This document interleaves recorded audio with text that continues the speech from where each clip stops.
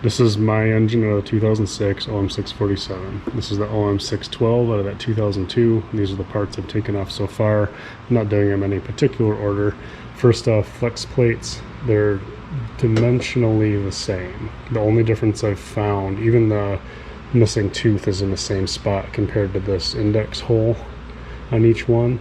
But this flex plate's thicker, and it's got thinner here. I mean, it's not as much total area as this is, and this one's thinner, but these are the ones probably that cracked the most. I don't know if these have a cracking problem or not, but neither one's cracked. I'm going to use mine on this engine, on the 612 that I'm hoping to put in. Things that are the same, the fuel filter bracket's the same, the tensions are the same, the AC compressors are the same, and the power steering pump is the same. Now, that's the EGR valve from the 612 that bolts onto the intake manifold. I'll be using my intake manifold where the EGR hasn't been working correctly. There's parts missing. Also, for the fuel filters, big difference, right? On the 647, everything's on top, feed and return, and then a water sensor in the drain. On the 612, we have feed and return. Return appears to have some kind of check valve, or maybe this is a pressure relief. It also has a vacuum line that goes to a separate pump. So on the 647, you have the one big vacuum pump here, and I'm guessing this is probably a smaller vacuum pump because that's where the hose plugged in, and then that pump. So last part is that vacuum pump itself, and here's the one off of the 647, right? It's visually, you look at it and yeah, it's different, right? Some of the flanges and plates are in different spots, but if you line them up from this surface to the cam interface, it's the same as on that one. Mounting holes are in the same spot. They should operate exactly the same because they turn the same speed. And this one, the end of the tube ends up in the same spot as well, and there's no like little lip or anything. It's just pressure on the little O-ring in there that kind of like cinches it on so you can't pull it off like a quick connect. So I should be able to put my pump on the 612 long block with 0 issues because I know that pump works. I haven't had any problems with it. So that's a parts thing. One quick little tip, notice I put a pin in this one. I just had one laying around. I bent it a little bit, and this is a 17 millimeter 12 point. When I took this one off, I took this bolt out first and then tensioned it and started removing the other bolt, and it got really upset and tried to attack me. Now, tools that I used, everything that I used to get all these parts off is on the table. This is an E12, E12, so an E12, an E10, and then an E8, which for some reason I don't have on the table. Either way, an E8. And there's one bolt for the EGR on the OM612. This one, I couldn't get to that because the socket itself was too big, so I ended up using this little 8 millimeter, and it zipped it right off. I also needed a 6 millimeter hex to get the clamp undone there. The east fittings are for most of these bolts that hold the rest of the parts on. This is the setup I used for the tensioner, and then a little screwdriver for the fuel fitting there, and this was to break anything loose that this didn't want to zip off on its own. Excuse me. And then this was just to pry it, whatever the hell needed to be pried at. So just to recap, what I'm going to keep is literally everything from this side except for the compressor, because I found receipts that this one was installed about 2 years ago, less than 2 years ago. So this one should be in good shape. I don't like that he jammed it full of dye because there's a good chance that they also put in some kind of leak stop. So whatever's residual in there probably isn't enough to screw with the system, but I'm going to try to use, I don't trust my AC connector, especially because this wire is completely bare and just hanging out, whereas this one looks like it was installed recently. Oh, these are a pain in the dick. You don't have to pull these off. That connector just pops out. He's pulling it really hard. That this screw is underneath the bracket, so you have to pull it if you want to undo this. Before I realized what I could have done. And it grounds through here, so you only need that positive side hanging out. But yeah, I'll probably clean this up and use this and see if there's something safe that I can use to flush this out that won't dry out the pump seals. This one should be pretty quick because everything's extremely obvious. All the motor mounts are the same. This just has the engine or the body side of the mount still stuck to it. Doesn't matter because I'll use this one anyway. I'll just need to get that bolt out. brackets to support the intake are different.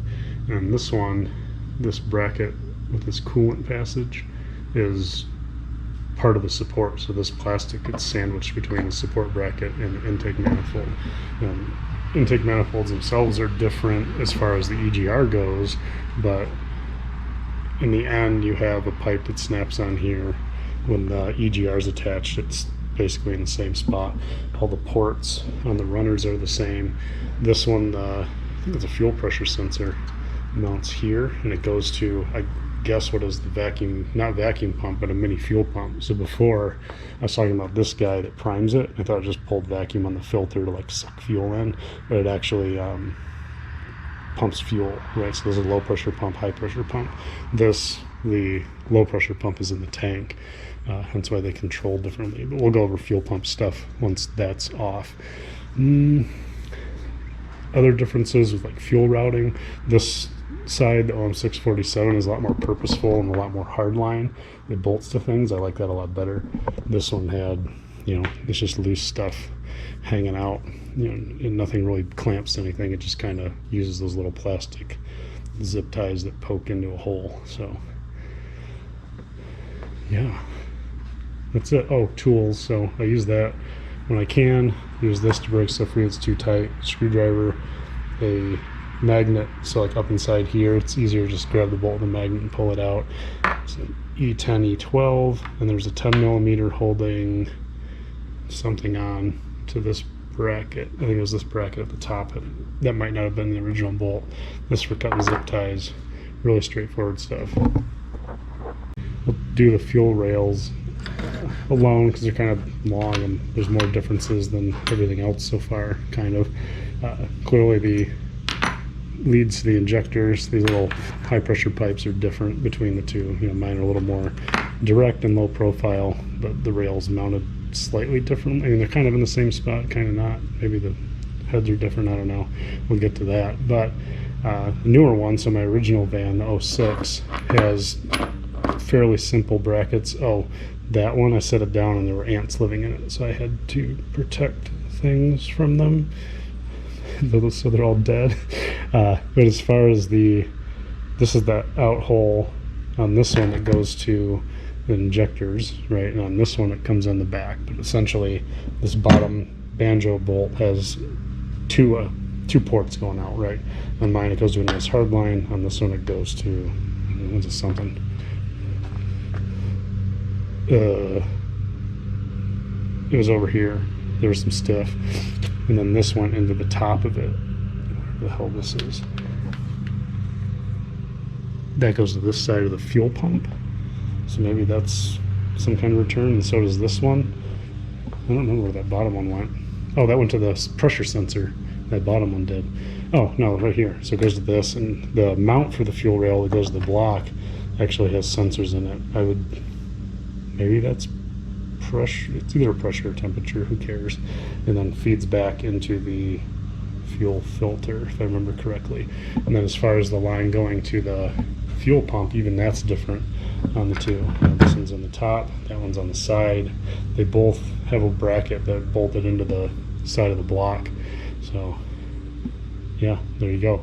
Really easy to take them off. Oh, I didn't bring all the tools over. Shit. Well, right there, E10 attached to my gun. This, the snap things for zip ties. This screw is for some of the bolts there, which may not be OEM, for prying that stuff, and then a 14 millimeter for these guys. And it's good practice to put a 13 millimeter on this side of the injector so you're not really reefing on it, but I didn't bother because those are going to be cores and they're stuck in there with what probably is the rest of this ant colony. The guy's like, oh yeah, this engine has black death. I'm like, that's brown death. That's ants living in it. So we'll have to get to the bottom of that before we actually try to use it to drive down the road. Alright, aside from the obvious that fan clutches are identical, that pulley wouldn't come off, but I don't think it needs to for me to move the water pump. Oh no, it does. Wait, that bolt. I don't know if I can get those or not with a socket. I don't want to bend the pulley. Well, it doesn't matter because my water pump's only like 2,000 miles old, so I'll be using that one anyway. But I do need to get that one off. There's a joke in there somewhere. But fuel pumps, right? So OM612 fuel pump, obviously at first glance it's smaller, but that's just because stuff's in a different spot. So sensors and input, like this plug, completely different side, so you can't make them compatible with the harness, but you couldn't anyway because the fuel systems are different. But the important part is that it looks like from the mounting surface to this interface is the same, right? So this has this kind of plastic sleeve on it and that taper, but on both heads it's got a recess for that. So I should, just at first glance, it looks like I'll be able to take my pump and just stick it on there and it should fit. Same thing with this like angle and all that leaky nasties. And then I had a thought about that plate, because like my friend Dominic mentioned, oh, you might need to switch this plate because of this guy. And I was like, well, why? Like, I don't need it, right? If I was putting stuff from this engine, from the OM612 onto the 647 long block, yeah, I would need that hole, right? But I don't need that hole, so I can, and all it does is keep oil from leaking out. I can probably just put a freeze plug in it. I'm thinking that's the answer. Instead of worrying about doing a massive amount of disassembly, jam a freeze plug in there and just go for it. A couple other notes on the fuel pumps. Like I said, it doesn't matter too much because the fuel systems between the engines are not compatible with each other, so you can't really say, oh, I'm going to try one of these pumps in this system. It just doesn't work like that. You can see where, you know, pairs of lines are on opposite sides. Like I said, the sensor's on opposite sides, but as far as the actual form factor goes, it looks like expert measurement system. Yeah, it's the same. Totally. So I think I can bolt this pump up to the OM612 head.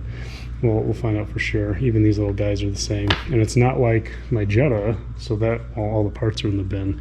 But that one's, well, it's not mechanical fuel injection, but it's not CDI, right? Like the fuel pump is what times each cylinder. There's no electronic portion to that except what goes into the pump itself.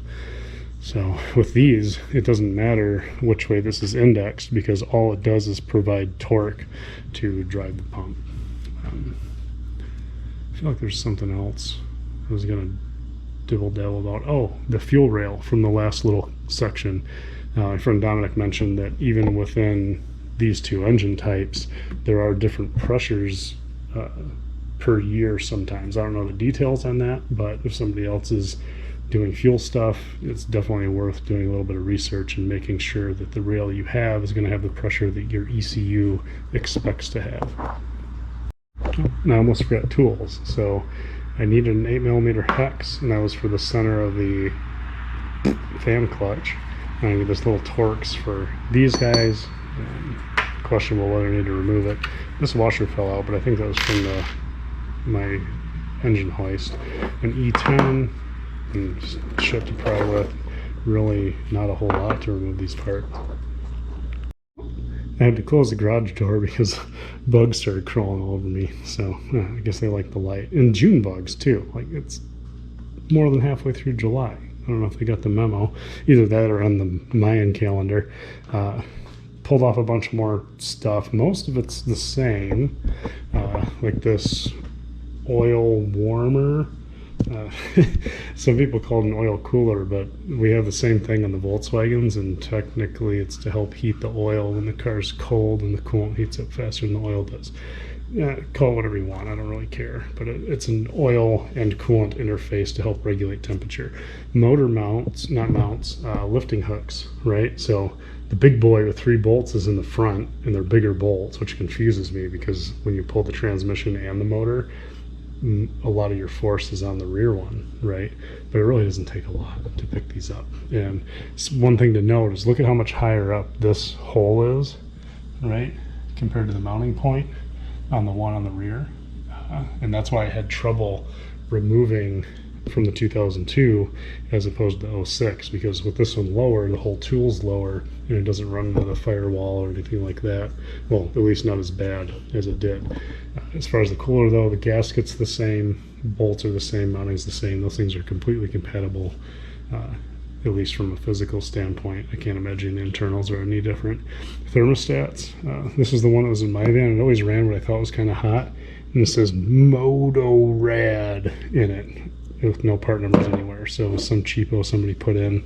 It's probably why it ran like shit. And then this one, these are supposed to be 185 degree according to Dominic. I'm not going to use either one. I'm going to order one. There's a big thread on sprintersource.com that has the intricacies of part numbers and temperatures and which ones had a part number for 185 but they were really 187 or something like that. Just people worrying about their gauge, and that gauge isn't highly accurate anyway, but it should be close to, there's a bunch of dashes and it should be close to the bottom of a 1 before some of the red stuff. Either way, I'm going to find out which one I use, and when I actually order one and put it in the van, I'll throw out a part number. Water pumps, not that different, but they're different. So they mount exactly the same size bolts, same size all the other stuff. I didn't have to remove this pulley to get to these two. It was a little sketchy, but knowing that I wasn't going to use this assembly, I didn't worry as much about it as I would if I was doing it in the vehicle. Ideally, take that pulley off. But you can see the distance on this end. Everything's different. Like this one, a hose clamps on. This one, a hard pipe bolts on. This little angled part to go up to your heater is different. Otherwise, I think you could probably make it work. You'd just end up with some kind of weird hose assembly on that side that I'm sure is in the back of the van waiting to go in the trash. Either way, I would stick with the pump that goes with the vehicle. There's no reason to skimp on something like that. These idler pulleys are the same, but this side did come with these sick covers. So this goes on this side, and look how nice the bolts look. So even though there's a little bit of spot rusting on that, I mean, my bolt's rusty. I gotta imagine that having those covers is better than not having those covers. Anyway, all this stuff came out pretty easy except for one of the bolts on that thermostat. So one of these, you can see all the notches on it, and it's a round, it just roached out the Torx. You can see the little slashes from this easy out. These things are amazing. Like I just put it on there, tapped it on with a hammer, and it just went to town, took it right out, no problem. Yeah, that's why the hammer's here for tools. Same thing, I got my zip gun, this to break some of them free, E10, E12, 8mm, but that's only because my thermostat had some 8mm bolts, whereas this one had all Torx bolts. So I bet whoever was working on this dropped stuff and they put these 8mm in. I doubt those came from Mercedes / Dodge / Freight, well, all the same factory in, what is it, Dusseldorf, wherever the hell they make these things, and then they ship them to like South Carolina with the transmission in the back. And then some guy assembles them and they say, oh, it's assembled in the US, and then they don't have to pay import taxes. I think that's how it goes. But yeah, get one of these kits. They're great. They're my favorite. I might call it a night. Really all that's left is alternator and turbo, and then looking over valve cover stuff. Yeah, we'll see. Maybe I'll work on it some more. And well, they're starting to look more and more alike the more I pull things off. So probably mentioned before, I'll keep my brand new damper. I'll need a new bolt when I do that. And actually, I thought about leaving the flex plates on so that I could use the holding tool, but the holding tool needs the oil pan. No. Oh yeah, maybe it's the oil pan. I think it goes through this hole and it bolts to some bullshit. I'll have to look at that holding tool again, but I figured I can put a flex plate back on, the one I'm not going to use, just with like 2 bolts as a holding tool to do the damper when it comes time. But parts wise, maybe, you know, tools first real quick. E10, E12, 10mm and 8mm, 13mm. Needed a swivel for the turbo feed, 13 for the turbo mount bolts, screwdriver for poking at stuff, torch, because these bolts were, I thought I was going to break them, but these came out easy because the turbo's not very old. That's the nice new one. Oh my gosh, get out of here, fly. Let's see if I can get him. If I go really slow. Oh, he's smart. He's a smart. Damn it. Oh no, there he is. Bing!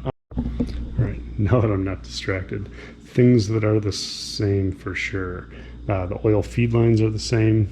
Oil drain lines are the same with both types of turbos, so those are compatible. One thing to note, I did replace both of these with that turbo. It's just good practice because there's the possibility of this starting to coke up and limiting oil flow. Drain, I don't know how often those really clog, but they're so cheap, you just do them. Also, this had the bracket for the intake muffler that I deleted with this nice guy, and when I initially installed this I couldn't get it to fit right and I was really frustrated, and it's just because this was bent to shit from somebody probably doing dumb stuff at some point. Now the support bracket for the turbos is different between the two, so the older one has a different angle where it bolts to the turbo itself. Next thing to think about, the obvious stuff, the turbos are grossly different. This one's vacuum actuated, this one's electronic, so they're just not compatible, but their in and out holes all kind of line up. This one doesn't have the same muffler assembly. I'm not super familiar with the older ones. I don't know if they had an intake muffler to try to keep noise down, but you know, the only time I noticed the turbo is when I had a boost leak, so not a huge deal. And then that's everything I can think of turbo wise. Alternators, they're different sizes, they're probably different power outputs. The bigger one that came on the $600 van, this snapped off when I went to remove it, so I couldn't consider that like an upgrade. In mine, it worked. The smart thing to do cost wise is just put it back in, because it's really easy to replace. It's just 4 bolts and 2 connections. It's easy to get to from underneath. At the same time, if I'm confident the engine's going to work well, it would be a great time to do an upgrade. I don't know. I'll have to do some thinking on that, because there's plenty of parts I'll be buying anyway.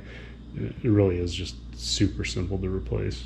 So that's about it for these parts. I'm going to call it a night because it's late and I got to go to work still, because I haven't figured out how to retire early yet.